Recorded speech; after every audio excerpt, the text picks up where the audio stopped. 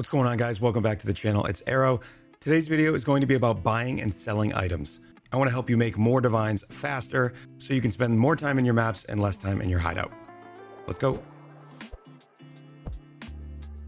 The first tip I have is going to be about selling items in trade tabs. Trade tabs can be purchased. They are premium tabs in the store, and you can set prices for everything in a single tab. So I have this tab listed for 15 exalts. Every single item in this tab will be listed on the trade website for 15 exalts. I can change it to 14, 13, whatever I want as quickly as I want. And the idea behind this is you set a bunch of tabs that have different prices, so you don't have to manually list every single item. Now, I do have one tab where I manually list more expensive items, but reserve this for only the most expensive items you have. So for me, it's 2 divines or less will go into these bulk tabs, and then over time, I will lower the price of these tabs. If I list this tab for 2 divines and it's up all day and nothing sells, the truth is nothing in there is worth 2 divines. So what I can do is lower it to say 1 divine, hit check, and I'm done. I've now repriced all of these items at the same time. The key here is efficiency. The more time that you spend individually pricing items, the less time you'll spend finding new items and having new things to sell. So speaking of pricing items, how do you do that? The answer is Exiled Exchange. I will put a link down in the description for this website. It is an app that you can install. It is very safe that you can use to price check items. So I have a hotkey on my keyboard that brings up a price checker. And what this allows you to do is take the mods that you have on your item and price them. So if I want to find a +5 all cold with extra fire and extra lightning, I can look in here and these 3 mods show up this list down here of different varying prices. If I want to add crit chance, we're now looking at a very, very small list of items. So one of the cool things you can do here is not just take this list for granted, click trade, and it'll bring up a trade page. It's got to verify that I'm a human first, and it'll show you all the competing items. Here's mine. It's the lowest price that have these mods. This is not a very desired wand, so I figure this would take a while to sell, but you can look at all the comparable items and get a feel for what else is out there. Exiled Exchange has a ton of features. It's very nice. It's a lot more than just a quick price checker, but this is basically mandatory if you want to price check items quickly. Knowing what is a valuable item is something that you can only really learn with a lot of playtime, but there are some ways to tell what's valuable. For example, if you find a pair of gloves that have a lot of energy shield on them, it doesn't really matter what the mods are that got you the high energy shield.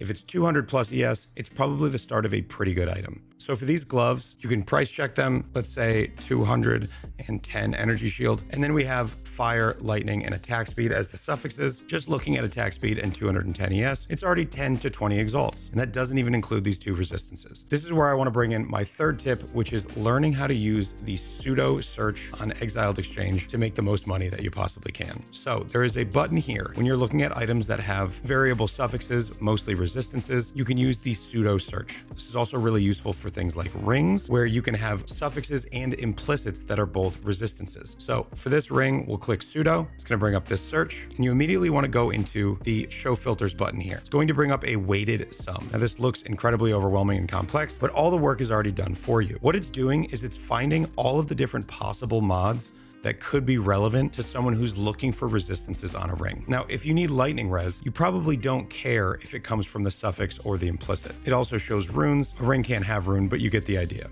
So the weighted sum on my ring was roughly 109. So that means there's going to be 109 total resistances from all of these sources. So if you just want to check for the price of the ring for 109, you're going to find a lot of options. But what it'll also do is it'll bring up all of the stuff that is not listed in the weighted sum, such as flat cold damage, which is the most valuable mod on this item, I think. And then dexterity is also valuable. Boom. So now you can do this search again, and it'll show you all of the items that are for sale that have the amount of resistances that you have of any type, as well as some of the other mods that you've searched for. If you're looking to buy an item that isn't necessarily the one that you already have, let's say you're not trying to sell an item, you're trying to buy one, you can just click on any ring. If you're trying to buy a ring, click pseudo, and then you can go in, change this number to whatever you want it to be. Let's say you want to make it 125, you need a ton of res. And then you can come up here and just make a new search. You want to say you want 80 life, and then you also want rarity, because everybody wants rarity. You do that search, and here you go. It's going to show you all of the rings that have 125 total res or more rarity, as well as 80 plus life. The sum that you see here is this weighted sum. So you can do a reverse search and actually see what's the highest I could even get here. Well, the highest one on the market has 165 total res. This is a crazy item. For 3 divines, I might just buy this. And this is really going to help you find items that having overlapping sort of stuff like resistances, where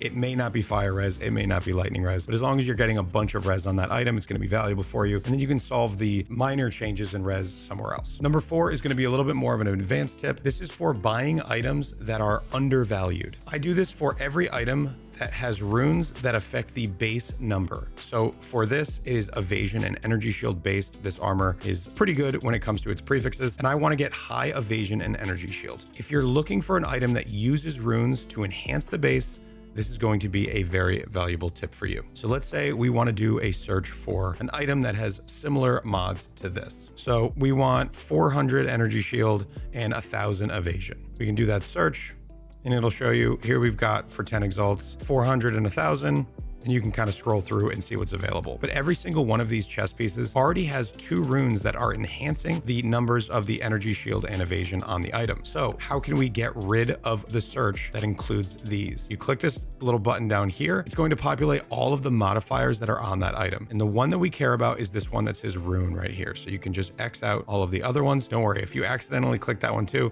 you just come back down, press it again, and it repopulates all of them. So we want to get just the rune showing here. And then we want to change this button right here to a not search. This means it's going to search for energy shield 400, evasion 1000, but not having these runes in there. And what you'll see is the price is going to go up because you're looking for a better item now, but it's going to only show you things that are 400 without the additional 50%. Now, when you buy this item and then you add 25% runes to it, the number is going to be significantly higher than the energy shield listed here and the evasion listed here. Now, here's the hot advanced tip. The more flat you have on an item that you're searching for, that you're going to add runes to, the higher the flat number, the more value that you're going to get out of the runes. The runes are a local increase to your stats. So let's say you have a sleek jacket here, 139% evasion and ES and 47 flat energy shield. You get to the total of 424 ES. Now, it is possible that this number could say 65 flat and this percent be lower and get you the exact same number. Those are not the same item. The one with more flat is going to get more value out of those runes, and therefore it is a better item for you. So what you can do is you can click the flat number and it'll reverse search by the highest amount of flat that you can get on that item. So I don't want to spend 10 divines.